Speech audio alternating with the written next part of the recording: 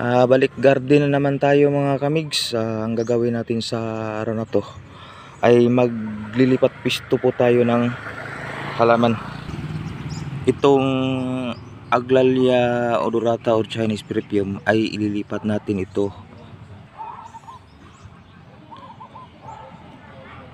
Yan. Pero bago pa natin gawin yan, itong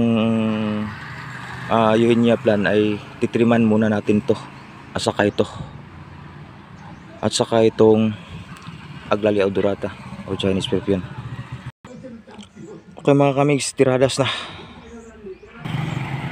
yan po mga kamigs. Nilagyan ko po ng net para yung mga naputol na sanga at saka dahon ay hindi po mahuhulog doon sa kanal, hindi mapupunta sa kanal. Yan, galing dito sa tinitrima natin na Eugenia plant.